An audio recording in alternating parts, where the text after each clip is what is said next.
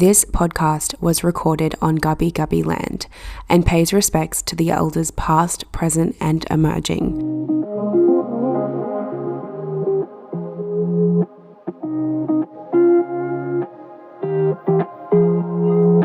Welcome to the podcast, everyone, and welcome, Tay. I'm so excited to have you on the podcast. How are you? I'm good. I'm so excited to be here. I feel like it's been a long time coming. Yeah, I agree. And it's like so weird because when you were like, oh, can you come on my podcast? I was like, lol, I literally forgotten to ask you to come on mine, so let's do a swap. We love it. Swapsies is going down. Yeah. Okay, let's start the episode off with what's your most embarrassing, funny period story that you have? Go. Let's do it. This is definitely embarrassing. I was saying to Tanika, I'm like, it's giving period, but not too much period. But I remember I must have been 17, 18 at the time because I was with my first ever boyfriend, and I had one of those moments. You've potentially experienced it before. I was using tampons at the time, which I don't anymore, thanks to Tanika. But I had a tampon in and I needed to change my tampon and I couldn't find it. I'm like, where the fuck is this tampon gone? Tanika's face, she's just cringing right now watching this. And I'm like, I can't find it. And I was certain that I put a tampon in before I went to sleep. And I'm like feeling in, I'm like, where is this gone? And then my partner at the time, I'm having a panic attack at this point. I'm like, where is it gone? I'm like, I'm going to have to go to hospital. And he's like, I'm going to have to get it out. I'm like, you're going to have to get it out. So the next minute, this guy, so sorry, literally fishing inside. He's like, there is no tampon in here. There was no tampon. Thank fucking God. 30 minutes of absolutely stressing. He's got his fucking fist inside of me trying to find this goddamn tampon.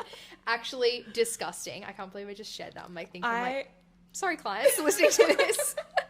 No, I feel like that's like the reason I asked this question though, to kick off the podcast, because it's like, you know, the shame and like I wish I didn't share that. But it's like, it fucking happens to all of us. Like how many times has someone had like, I don't know, me a few months ago, I was walking around the fucking markets all wholesome, my basket in hand, like period blood all down the back of my pants. No one fucking told me. Literally came home, went to Bunnings. No one still told me until I figured it out on my own. And I literally said to my mum and my sister, I was like, did no one see this? And they're like, oh no, we just thought it was a shadow. And I was like, a fucking shadow. Okay. A red shadow.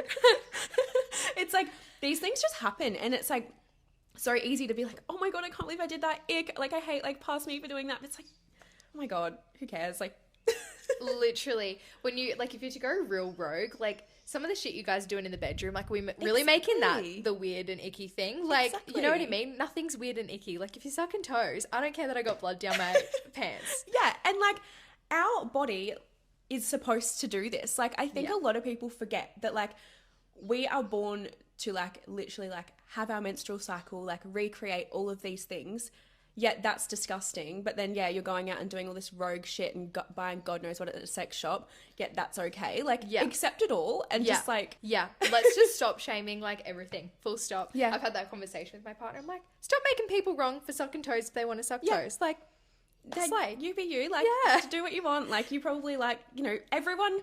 Yeah, let's not get into that conversation because we're actually going to be talking about I don't know why I took it in that direction. Classic. Honestly, it's fine. But the reason I wanted to get you on the podcast is because you are literally the most fucking strategic and organized person I have ever met in my entire life. I genuinely, like, you shock me. Like, I think that you've, like, hit the limit of organization and then you have made a Notion board for your holiday to Europe that's in, like, a year's time with your partner with all of your tickets uploaded. And I'm like, can it get any better? It honestly is like my like pleasure in life. Like I love it. Yeah, I would love for you to share, just for like people who don't like know you that might be listening, like have you always been this way? Like kind of like just a little bit of what was that? Bit of a glitch.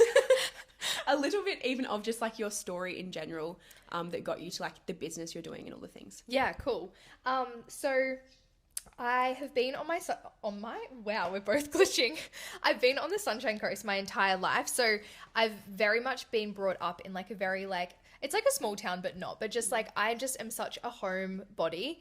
And yeah, just being someone that's always really loved going outdoor, like outside, exploring the outdoors, camping, adventuring, just like love it, love moving. I played netball growing up. And then kind of moving out of graduating school, I went straight into uni, as we all do. And I studied a Bachelor of Social Media, which was the first year that actually became a degree, which was really cool. So I went into studying, kind of lost myself straight out of school, I would say. I feel like it's pretty common, but wasn't really moving, training, anything like that. I was in a relationship with my first partner at the time. A year after school, we split up, again, kind of lost myself and things like that. That's where I really got into like moving, personal development and things like that.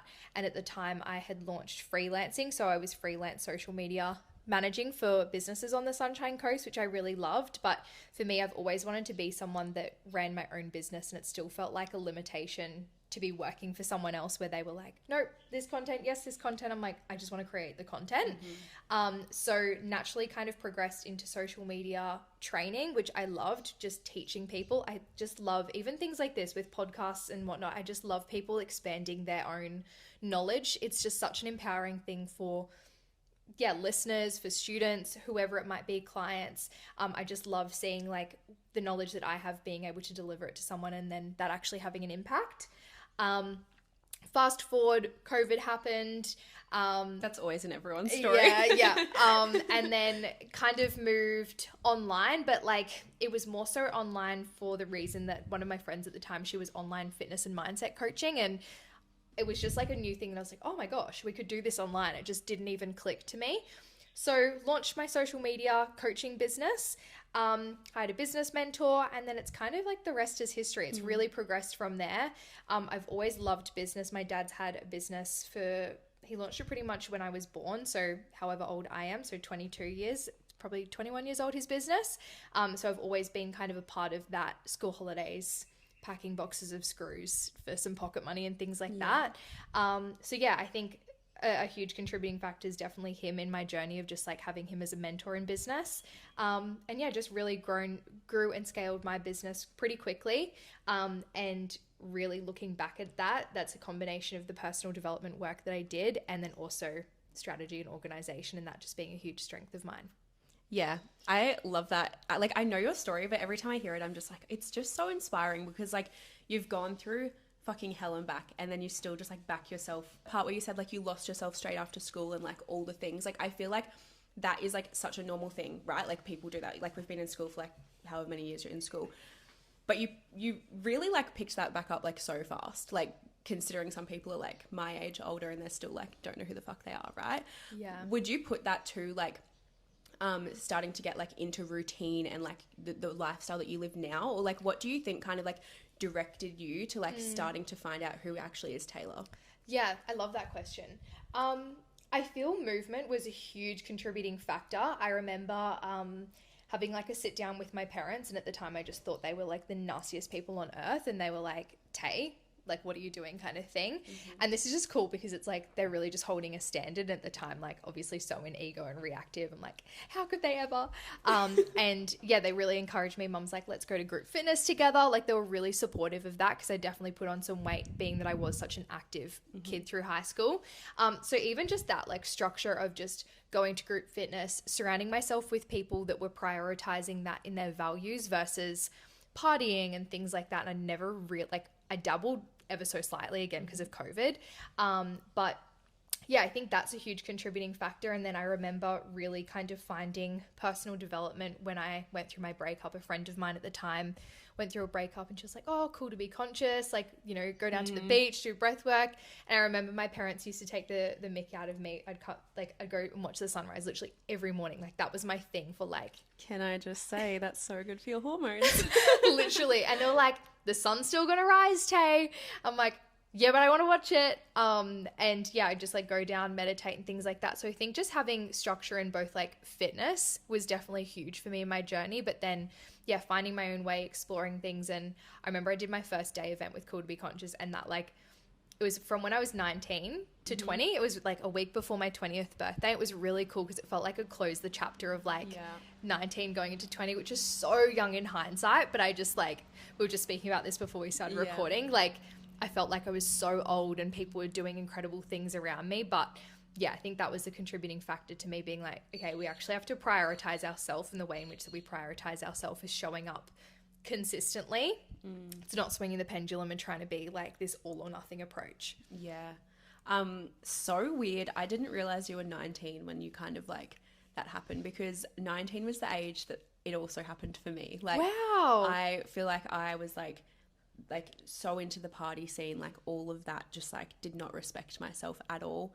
And then 19 was when, I've spoken about this on my podcast, but I had to have a termination with Jai because we were obviously too young, not in this position to do it, and it fucking threw me straight onto like my like proper path of like, okay, I'm like here to do so many more things. And it was the same, like when I turned 20, I felt like I closed a chapter on like this whole other version of me, and from there it's just been like, you know, up and like whatever that saying is, I can't think of it, but that's so bizarre because it's like I really feel that, like resonate with that like closing the chapter at 19, it's almost like you're leaving behind that like little girl in a sense, but like not forgetting about her, but just like not continuing to play into like the lower standards and stuff that you potentially had for yourself, because that's what it was like for me. Yeah, and I couldn't believe, I don't know about you, but like how much it was the moment I literally closed that chapter, how much everything just changed for the better. Like I remember that event, within a month I met like my now best friend, and like, you know, my life just fully changed, started my business, like everything just changed from that moment that I actually chose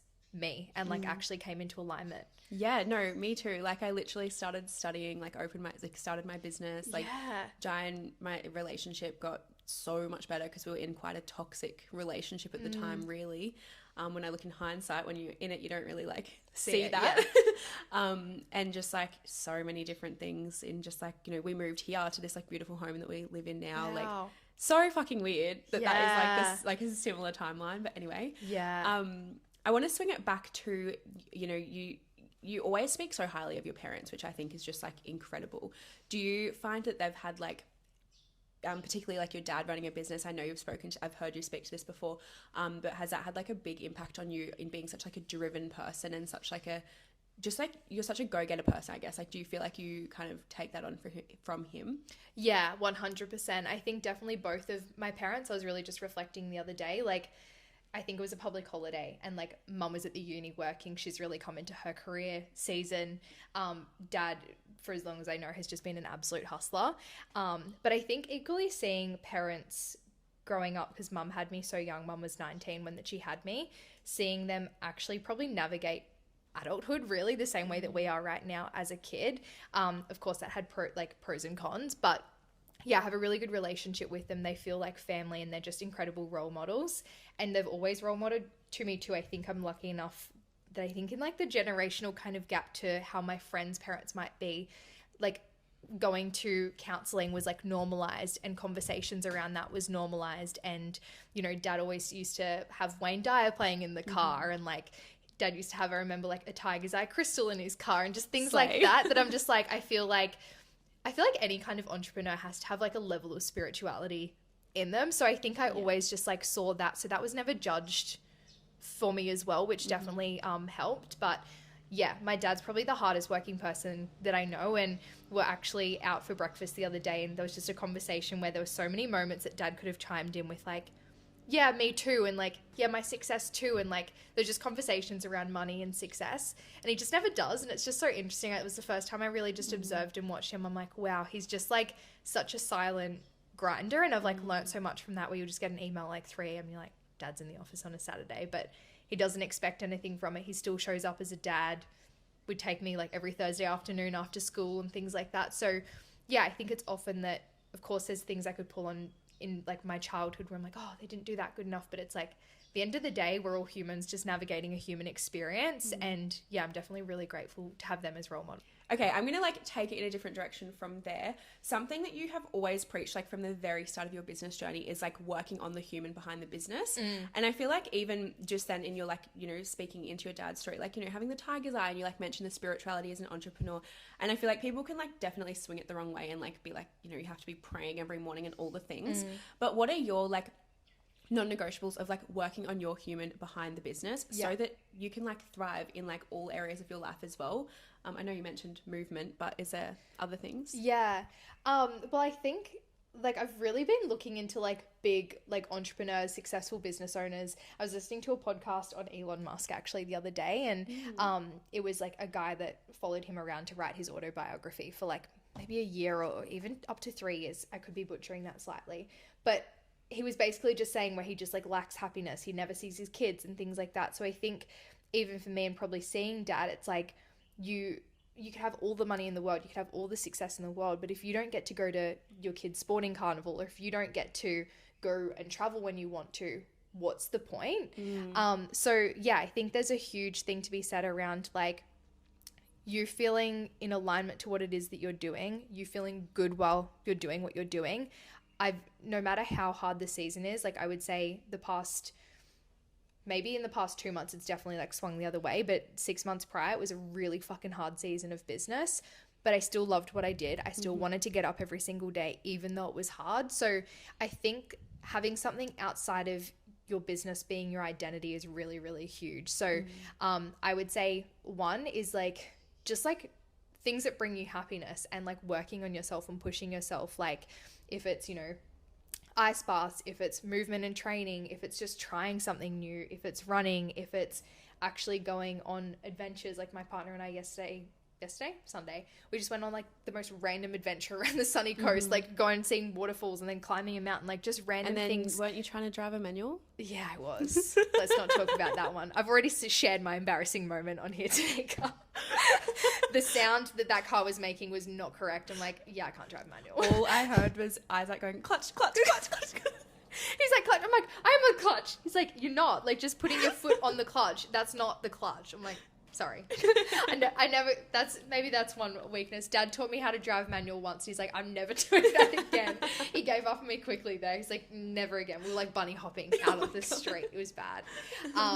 But yeah, just things like that where it's like just actually bringing me happiness and fulfillment. I think that's going to look different for everyone of what their happiness and fulfillment is, but ensuring that you prioritize that along with your business. Yeah. And like, I also feel like the easiest way to just like know what's right for you is actually just like put your fucking phone down and like, you know, put on some like Zen music and just like sit with yourself. Think about like the moments you're happiest. Think about like, you know, things that you just enjoy doing.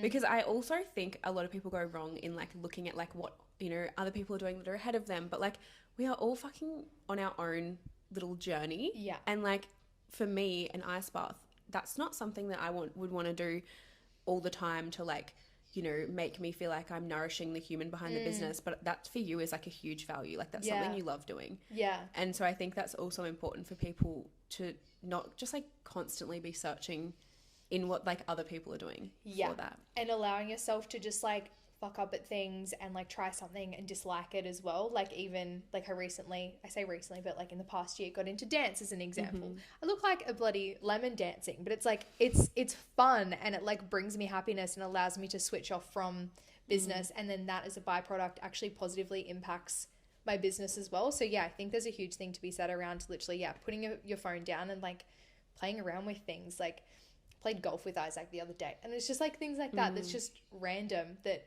can just bring you happiness, because that's what life is about. Life isn't about just running your business, and if your business gets to bring you fulfillment as well, you've done like job well done. Yeah, you literally like job done. Yeah, and I like a lot of people have that belief around sacrifice, of like you either get one or the other, and I think it's really cool to just like constantly remind yourself you can have both. 100%. And like, you know, you can have the relationship and the business, you can have the friendship and the relationship, like whatever it might be. Yeah. Let's like move into like the like organizational freak that you are, and like how that can like very much also nourish the human. Because I feel like something that you model a lot is like you have a lot of spare time, but you're also hustling all the time and like building your business and like working on like all these things, but you also do your dance, you go to gym every day, you spend quality time with Isaac all the time, with your friends. How would you say like being so organized like helps you to have like more time to do that? Yeah, I think before it even comes to organization, I think the first thing, really like stripping it back, is your values and your priorities, and then being able to really set boundaries around that. So I would say, like, yes, I've always worked somewhat strategically and like been organized, but in the past, but that elevated once I understood like personal development and then like boundaries and things like that too. So a perfect example is someone who recently moved to the coast. She actually DM'd me on Instagram yesterday and she was like, hey, I've like recently moved. I'd love to like meet up, have some new friendships, whatever. And I was just like, hey, this is so lovely and I really appreciate it, but full transparency, like I actually just don't have the capacity for new friendships right now, just not in the season that I'm in. And I think that in itself as well, like no organization's going to be like, if I'm just constantly like people pleasing and doing things that I don't want to be doing or things that I don't actually have capacity for that isn't in alignment with my goals and values, no organization can help me out of that. So I think that's the first part. Like even with my friends, like we all have such clear like communication where we can't necessarily call every day and we can't hang out all the time. Like I haven't spoken to some of my friends in months, but we're seeing each other next week and it'll be like nothing's changed. So I think that's firstly it is looking at like any energy leaks in your life, whether that's your habits, whether that's things you're doing out of obligation, you know, even things you're just doing because you think you have to be doing them, connections and things like that. But I can't even remember the question. It was something around organization, like how to just like well, before I like retell you the question, I just want to add like I think that in itself is like such a nugget of wisdom of like saying no to someone, but from like actually your heart. Yeah. Because it's like you also know if you went on that like meet up with that person, you're not going to be showing up as your best self because you're ticking in the back of your head because you have so much moving behind the scenes. You've already got like so much to keep on top of. Yeah. But like I was saying before we started recording, divine fucking timing. Yeah. Like I bet if, you know, you guys are meant to be friends, it's going to fucking happen. Like, 100%. Definitely. Like, it always works out how it's supposed to. But you setting that boundary is, like, so incredible. And I think it is also, like, such evidence for people that, like, you can say no and you're not, I can't. Like, you just care about yourself. Yeah. Yeah. Which is just, like, so cool. But the question was just about, like, you know, you have so much time for yourself. Yeah. So it's like, you know, the strategy and the organization. Yeah. Got it. Yeah. So once boundaries have been set, I think two. for me, step 2 is like forward planning because and it doesn't have to be something where I could not tell you what's going to happen in September. Like obviously there's a couple of things locked in for business that have to be, but I actually couldn't tell you. So for me, it's not about like being so structured that I have no ability to be flexible and change things and shift things, but I have a plan that's at least there. So for me, it's about like always from a business perspective, I'm looking at each quarter of, okay, general gist of what's happening each quarter. Then I just break that down into bite-sized pizzas. Hungry. I can go pizza. Bite-sized pieces to like months and then break it down to the week. So I know, for example, this month exactly what needs to be executed in business. Apply this to any area of your life though. If that you are, you know, studying at uni, what assessments have you got? Like what's coming up for the month and then what needs to be executed. And then I break it down into weeks. It sounds like a lot, but it literally is. It's really not. Like it doesn't take long at all. Then I know like my focus for each week. So I utilize Notion, which is just a big slay. And can I just say, like, when we were working together and I was like your one-on-one client, Girlie didn't use Notion. And I was like, why doesn't she fucking use Notion? I swear as soon as our container closed, you're like, oh, Notion. I'm like, what the fuck, Tay? I literally was like, no, I'm happy with that. So like I've got like a good structure. Girl, no, Notion is the best thing on this planet. Like, why have I not got on it sooner? Template Divine coming timing. soon. Yeah. But yeah, so then I just have like my focuses and then I can just put timelines on them. And I know just literally what needs to happen each week and then structure my week around that. Other part too with that is I've just trialed and tested so many things and hacked things that work for me. What works for me in a week might not work for you. So even down to, okay, how do I like to structure my weeks? I have client calls on certain days. So then I can, you know, Wednesday's a completely free day. I can do whatever I need to do on Wednesdays, and that's not necessarily just doing nothing. It's like, okay, cool, I've got filming coming up this week. I can fill that in here. So really just like reverse engineering what needs to be executed and finding a home for it. And then anything that's recurring, actually having that recurring in your calendar is so powerful because then you don't come into the week and go, I have 20 to-do lists, 20 things to do on my to-do list. and then it's Monday and then you only do 3 of them and then you feel like a failure and then you're like, fuck this shit, I'm out. And then you've actually got 4 days left of the work week. So even things like money meetings, client calls, content creation, things that are recurring, I have that locked in my calendar.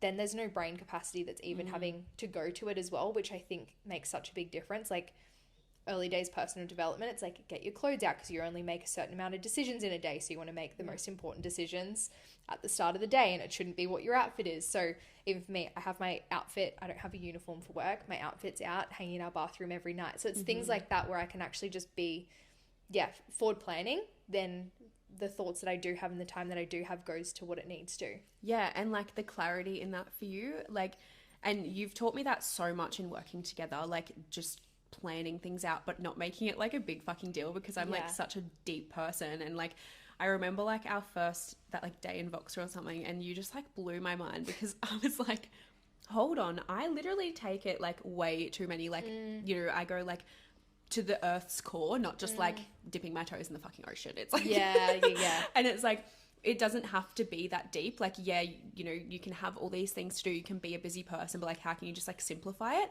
And you've just taught me that so much, and it literally makes your brain not as glitchy. Like quite literally. And I can see that just because the last few weeks of my life, like a lot of things have been going on.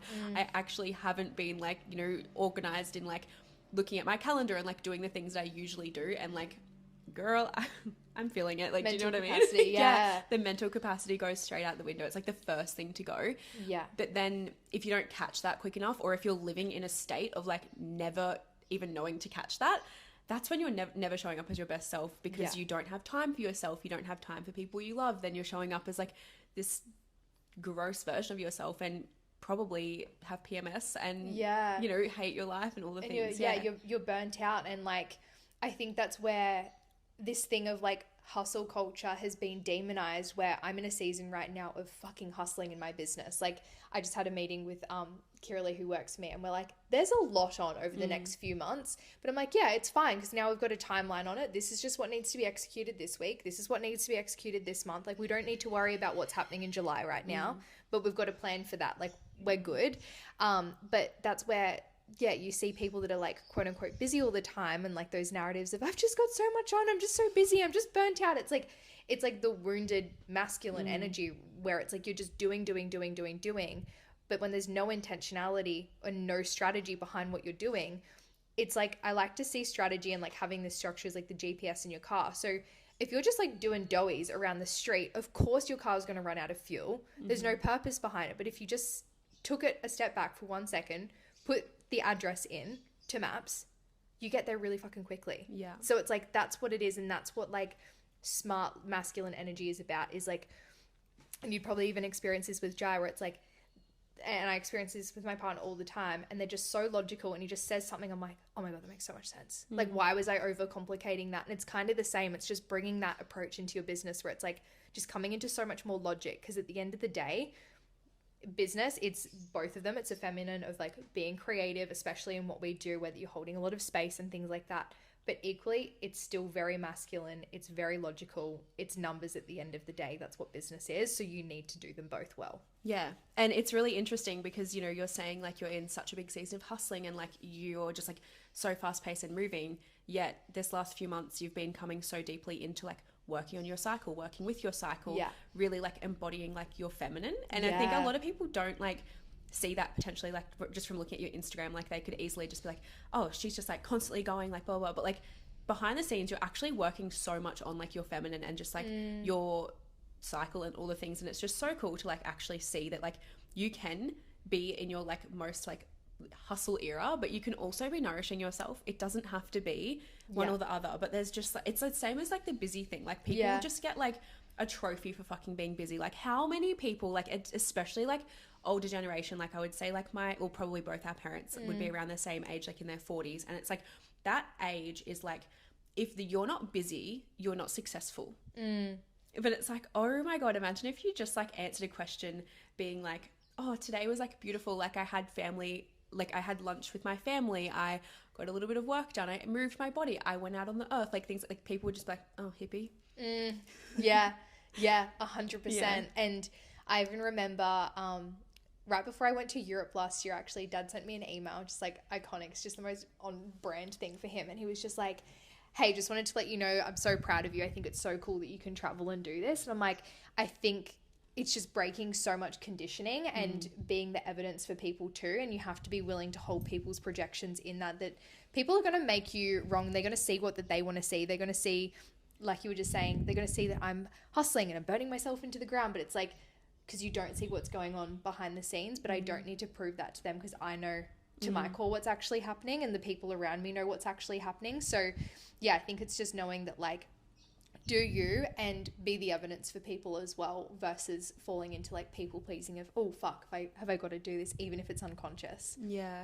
I feel like you've mentioned like people pleasing a few times. I would love to like ask, like, do you find that you've had like a big run-in with that on your journey? That's another thing people pride themselves on. Yeah. Is like, oh, I'll do anything for anyone, or I'm always there, or like, I'm just a people pleaser. And it's like, stop fucking making jokes out of it and change it. Yeah. And yeah. It's a label to like excuse. Yeah, you're even back to like that conversation with like actually communicating boundaries. That's not easy to necessarily be like, hey, I'm at capacity. Like, I was like, ooh, but I'm like, no, I'm actually going to choose, like, again, leading from honesty. And if you were on the receiving end of it too, like, I think this is what you have to remember with people pleasing. I remember hearing it. So like, if I said to you, Tanika, as an example, like, maybe I really didn't want to do this podcast. I do, don't worry. I'm so happy to be here. But if I'm like, oh yeah, I do it, and then I do it from a space of obligation, the energy exchange of that for you is like, you had me on your podcast because I felt like obliged to. You're like, that doesn't feel good for you receiving that. Or if it's, you know, you're looking at energies and you're like, oh, that, like, you know, quote unquote friendship, that person I'm surrounded by, like, I actually need to move away from that, but you don't, because you don't want to upset them. Like, I personally do not want to be friends with anyone that's just doing it out of a space of obligation. So I think that's the first thing for people pleasers to remember, is that how people actually would feel on the receiving end. The second thing is acknowledging that it actually really served you. I truly believe people pleasers and empaths, it served you at a stage in your life where that you actually had to be hyper aware of your surroundings, people's emotions, what people needed, and it really served you from like literally a safety level growing up. So I think acknowledging that and allowing that to be a healthily integrated trait. Now I've healthily integrated, I think it's one of like my most like beautiful traits that I really love about myself, is I'm very aware of people. I'm very considerate of people. Not to the point that I'll overextend myself, but I'm like very aware of people. And I think that's what makes me a great coach in what I do, because I can pick up on those things. But yeah, in terms of like my journey with it, I think definitely like school and high school and my journey in that, like as humans, we're conditioned to want to fit in from a primal level. If we didn't fit in, it literally equaled death. Like if we go way back when. So yeah, I think growing up, I think it's really common for anyone growing up. You want to fit in, you want to belong. But one of my mentors, she used this analogy in something, I think it was like a masterclass.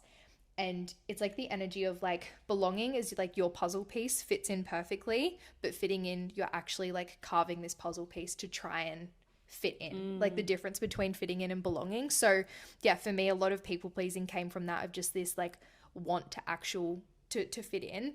But what I've noticed now is like coming into my own puzzle piece, I just belong, and I feel so nurtured and so cared for. Like when I think to friendships and just, you know, me being in my truth is actually the most powerful thing. And now I've created evidence of it. I can continue going with that. But of course, new level, same devil, it shows up. But yeah, I think that's how you can really transcend it. But also it doesn't have to be getting rid of people pleasing, quote unquote. It's just healthily integrating it, not having it unhealthily integrated. Yeah, that is like huge, that in like yeah, it can still be there. Like, Yeah. you can still do it, but like maturing in that and like recognizing if you're doing it from a place of like because you have to or you should, or if you're doing it from a place of because you genuinely just like pleasing people sometimes, or like, you know, showing up. You want to look after people. Yeah.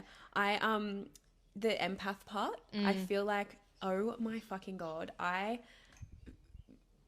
like the biggest empath, but like I feel like I used to have kind of like this huge thing around like, oh my God, I feel everyone's energy, you know, like those people, like it gives me the ick. I can't even believe it, but it was just so unintegrated in that like you just like use that as an excuse and like, oh my God, I don't have the capacity, like I'm feeling everyone's emotions. But I can very much like relate what you just said and like to the empath part of like, once you actually just like accept that's a part of you, you can be an empath and you can feel a lot of things that are going on around you, but you don't necessarily have to take them on. And I remember like a couple of years ago, I don't know if like someone said it to me or like where it came from, but it was like an empath's job isn't actually to hold the emotions of everyone around them. It's to feel them and allow them to flow through them. And I remember hearing that, and that is like the moment I fully shifted out of like the victim, like I'm an empath, to like, this is actually super empowering because I am able to actually like support people in such deeper levels than like, you know, someone who's not as empathetic with things. Yeah. And it's the same as the people pleasing thing. Like once you integrate it from a healthy like space and just allow those fucking stories that you are holding so like dearly onto that like, you know, all around, like for me it was just like, oh my God, like I'm an empath, so that makes me like more like superior because like I can feel more emotions than someone else, or like I can help people more, or like things like that. Like let go of that stuff and then you can actually like show up as such a better version of yourself. Yeah I love that part around like allowing things to move through. And awareness, I think a lot of people, it's like, oh, how do I get rid of this now, or how do I healthily integrate? It's like the how, but awareness is honestly 99% of the work with it, where it's just like being able to clock it. So when that you're holding, you know, if it's your parents' emotions, if it's your partner, and you're like, ooh, and then you see yourself wanting to actually be the fixer-er. It's about, like you said, holding it, being the person to hold space, being the mirror for people of like, yeah, I can support you in this, but it's not your responsibility to do the work for them. Yeah.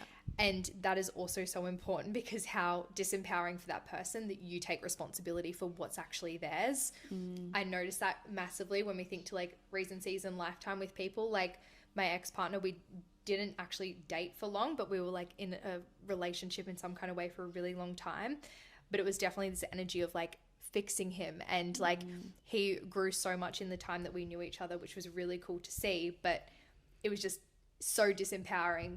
I was taking the responsibility for it, but it's like, he actually can go and do that, you don't need to do it for him. And I think that's the line of like the healthily versus unhealthily integrated, with like being an empath and understanding why people are the way they are, and things like that. Yeah, definitely. And like people, like I think that is like such like a cool point to bring in, because so many people are doing that in like, whether it's like, you know, at work or with a relationship or with a friend, that they're like just clinging on to something that just like they know deep down it's not right, but like there's some sort of secondary gain from that. Yeah. And you're playing into something that like brings you that sense of belonging, or like that sense of like like I'm fixing them, like this feels really good, like it feels good, like just the secondary gain. So I think that's so cool, because like anyone listening, like literally just think to like, what is like a relationship, a situation, something in your life that you're just genuinely like playing it out because you're aware of it, but you're not choosing to change it. Because awareness is everything. But I also think a lot of people get the awareness, but then they just keep playing the same thing, because it's like, I'm aware. It's like, are you fucking changing it though? I love that you added that. Added that. So important. It's like, that's the how in it. And then, what are you going to do with that information? I love that. And then if we're circling it back to like your organization, it's like, okay, if you know you're getting distracted all of the time and that's why you're not finishing your tasks in the day, what are you doing about it? Like, what are you actually implementing to do about it? Like, okay, you've noticed you've picked up your phone 75 times. Are you putting it in another room? Are you putting on a timer? It's literally what you do with the information. And that's what is the difference between someone that learned something the exact same point in time as you and the person that's now 10 steps ahead, is they chose to actually action based on the awareness. Yeah, and like change what the fuck's going on. I remember like you introduced like auditing to me like ages ago, and in one of your courses, like Next Level, I know it's changing, but like that's what it was called at the time. And that was like such a huge thing. It was like, oh my God, like I had the awareness of things, but I was never auditing and like checking in where I was still playing into them unconsciously, or like, you know, which is why I was stuck in certain behaviors. And I would just remember like when I started auditing and actually taking it fucking seriously, not just saying like, I want this to change, like actually like putting some intentionality, like you said before, into wanting to change things, it just like changed so like instantly, like overnight. It almost feels like, because it's like you're being intentional about it and you're actually like checking in with it, and you're actually, it's like any relationship, like you're giving it time, you're giving it space, it's going to grow. Whereas if you're not doing that, like it's just, of course it's going to stay just the same and just be another problem for you to complain to your work colleagues about or whatever. And I think even that with goals, with like, okay, if you've got certain goals and you're looking at, okay, what's the structure to achieve the goal, it's like, it's honestly not that complicated. And I think a lot of the personal development industry is going to want to try and overcomplicate it for you to profit off it, insert your thing, where it's like, it's actually just being someone that can reverse engineer. So if that you want to achieve X in business, if you want to run a marathon, like whatever your goals are, reverse engineer them. Because saying that you want to run a marathon, that could then, like, who said that you've got a running target and then you don't hit that target, or, you know, a sales target and then you don't hit the target, because you're not actually reverse engineering it. So, and that's literally, again, strategy and what's going to support you there. So let's just go a sales target as an example. If you want a $10,000 month, okay, that's $2,500 a week. Okay, what needs to be sold in the week? Do you even have the offer suite that can support you to get that too? Because I think often people just pull these figures out of the air and it's like, okay, let's reverse engineer it. And you think that you're a failure because you can never achieve this goal, but it literally physically couldn't happen without like 17 paid in fulls to whatever it might be. So I think even that too, of like your goals of like, it's like the SMART goals. Like, is this actually achievable and realistic? And how can I reverse engineer it to those little points in time? Then when it comes to auditing, okay, what habits and routines do I need to implement to be someone to achieve that thing? Okay, then how can you actually measure and get there? Because it's the same way. I feel like something like running is like a bit easier, where you can be like, okay, I'm going to have to run 10Ks. I'm going to have to, you know, train and get this time. Okay, if you're not hitting that, where can we actually shift and reevaluate? And that's what strategy is too. It's not like this rigid thing. It actually has to shift and evolve with you. Yeah. I love that, like, so much. And I'm just like, I feel like I'm just thinking so deeply and just like applying it to so many things as you're speaking. And I'm like, this is really huge for someone who is like feeling stuck in like just people pleasing and like doing all these things. Because it's like, just sit with it. Like, I feel like that's like the biggest message from all of this. And it's so interesting because, you know, you've come on to speak into like how being in your masculine is like so supportive, but like really a lot of the things that you do and preach are very feminine things to support that masculine. And I know that is something that you say quite often. It's like, you know, supporting both the duality like of that. So that's just so fucking cool, because really finding the stillness is where you're also going to like find the like gold in the hustle and actually enjoy it. Like you said, even in like a hard season of business, you're still getting out of bed and like you're on your routine, you're like moving your body, you're eating healthy, you're doing all the things. Yeah. And a lot of people just drop that as soon as they don't see results. Yeah.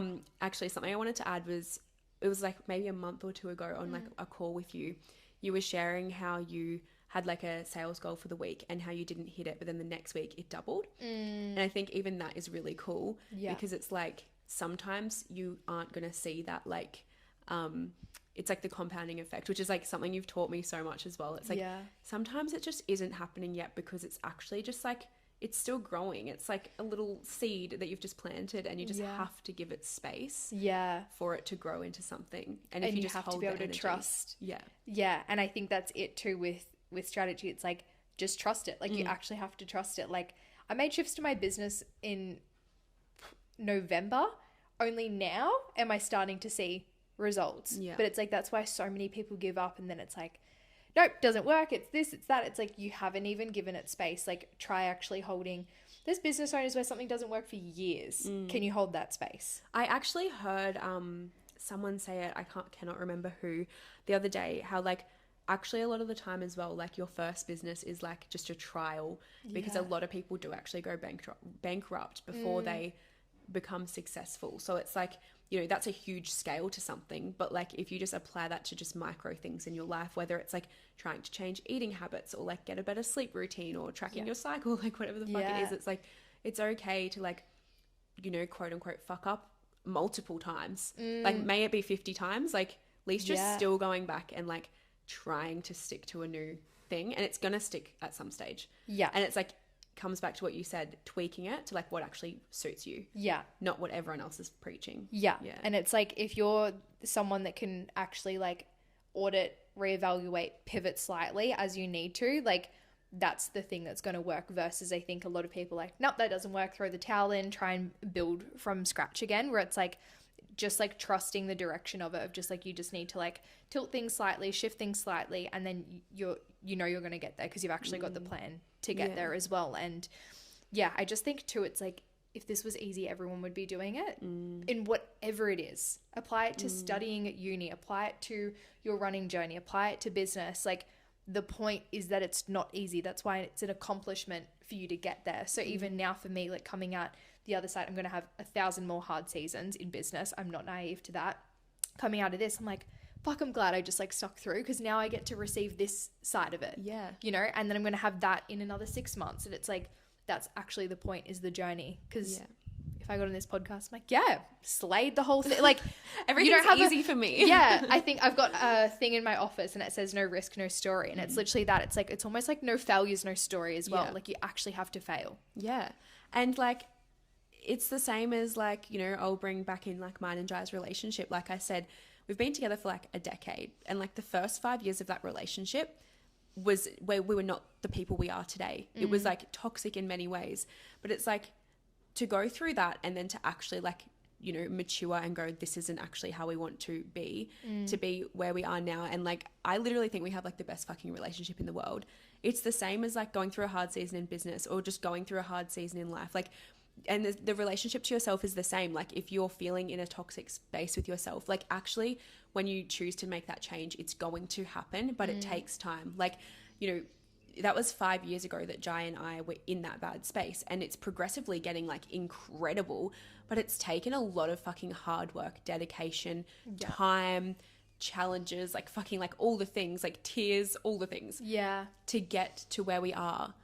And it's the same in business. It's the same when you're working on yourself. It's the same as like, just going to throw it in there, but like if you have like super painful periods and stuff, like it's, you know, it takes time, but you will get there. Yeah. 100%. And anything that's coming easily, is it worth it? Like, I don't know. It's just one of those things. And it's not normalizing that things have to be hard when they don't have to be hard. Like, you don't need to go create chaos in your relationship for it to be hard. You don't need to go create chaos in your business for it to be hard and for you to have the hard story. But I think it's just knowing it's always going to come in its different shapes and forms. And don't create like the chaos and the hard just because it's good too, because you've also normalized it's going to be hard. Because I think a lot of people also normalize that too, where that was like a huge thing that you helped me move through, was like, I think you've said it to me about 50 times, like, Tanika, it gets to be easy.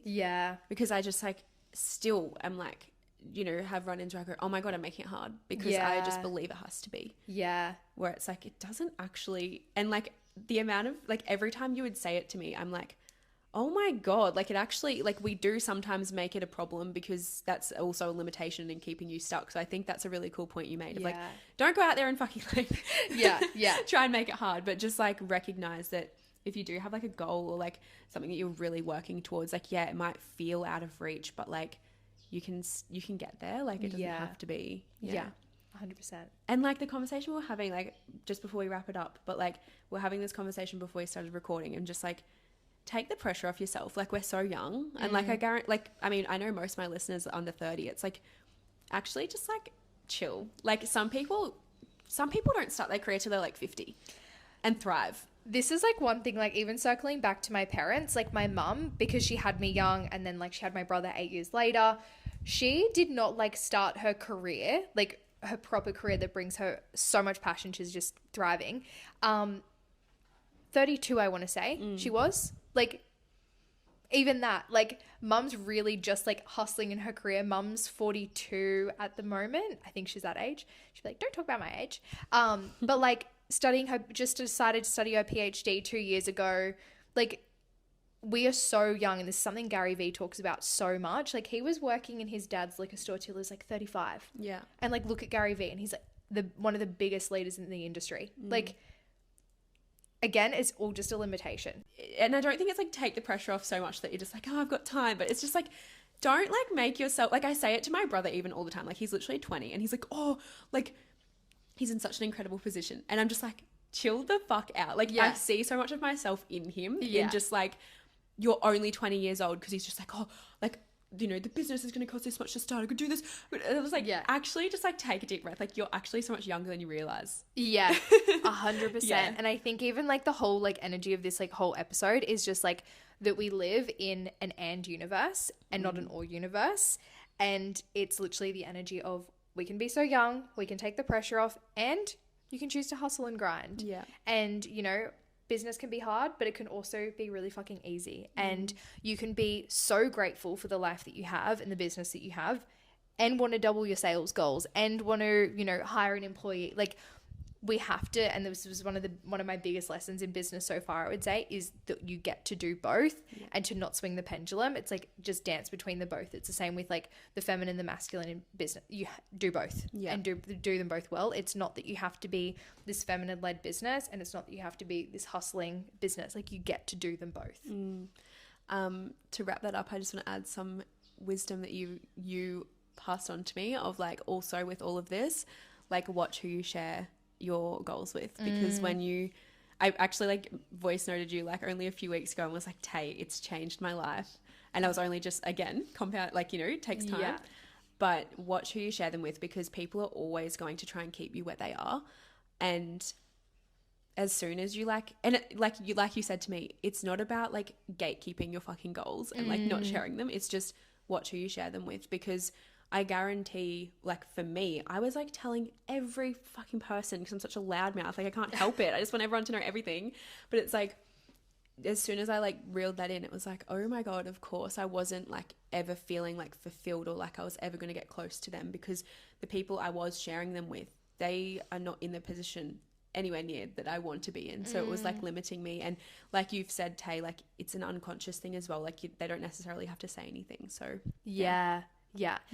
People will always have like their own projections, and it's not necessarily right or wrong, and it's not necessarily that they're intentionally trying to bring you down. It's just based on their experience. But yeah, one of the best things I did was, and I know I've said this to you before, but like just shutting the fuck up and just doing and leading. It's that thing of just creating the evidence yourself, and just sharing it with people that just really like expand you. And you can have those certain people that you share certain things to as well. Like, yeah, there's people in my corner where I'm like, okay, and I'm going to get honest reflections, and I'm probably going to be brought back down to earth, but that's actually what I need right now. And there's going to be other moments where I need to be really expanded. I need someone's obnoxious energy.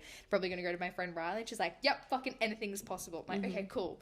But like, it's actually perfect sometimes to also be brought back to ground of like, okay, logistics of this, and this. So yeah, I think it's really important to just like, look at your circle, and you can still really value someone and their opinions, but not share stuff with them too. Yeah, exactly. Yeah. Oh my God. I just like did not realize we've been recording for an hour. Like, so good. I just wanted to tap, because I was like, I'm so scared that this is like stopped recording or something.